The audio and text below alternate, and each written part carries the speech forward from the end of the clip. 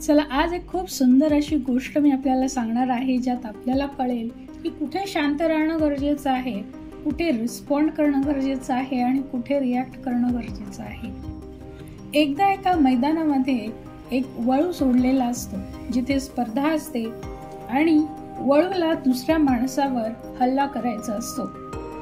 तर स्पर्धा सुरू होण्यासाठी थोडासा वेळ अजून बाकी असताना त्याच मैदानातील एक छोट्याशा बिळातून एक छोटासा उंदीर अचानक बाहेर येतो. वळूलाही असेही कुठेतरी जाऊन टक्कर देण्यासाठी त्याचे डोके खवखवत असते. शिवाय उंदरालाही कुरापती करण्यासाठी काहीतरी खेळ करणं आवश्यक वाटत असतं. आणि नेमका तो वळूला हेरतो आणि शांत थांबलेल्या त्या वळूला जाऊन डिवचतो.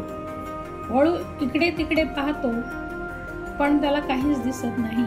असे बरेचदा होते की उंदीर त्याला डिवचतो आणि आपल्या बिळात पुन्हा जाऊन लागतो. आणि जेव्हा कळते तेव्हा वळू वारंवार त्याच्या बिळावर धक्के द्यायला सुरू करतो. एवढासा तो उंदीर समोर येतो आणि जसा वळू जवळ आला की आतमध्ये पळून जातो.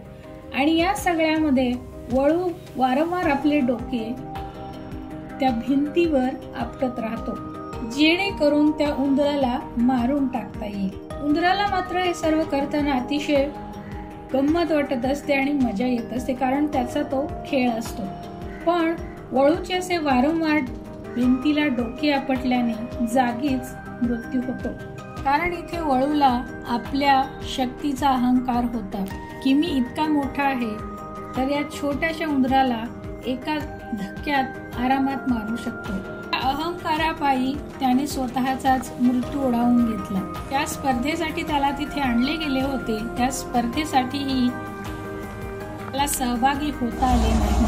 त्या आयुष्यात अनेक अशा घटना घडत असतात की छोट्या मोठ्या असे उंदरासारखे कुरापती लोक किंवा परिस्थिती आपल्याला येऊन डिवचत असतात.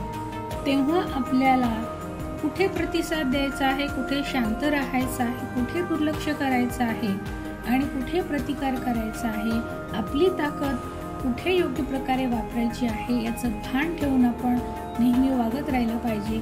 हाच या गोष्टीतला बोध आहे.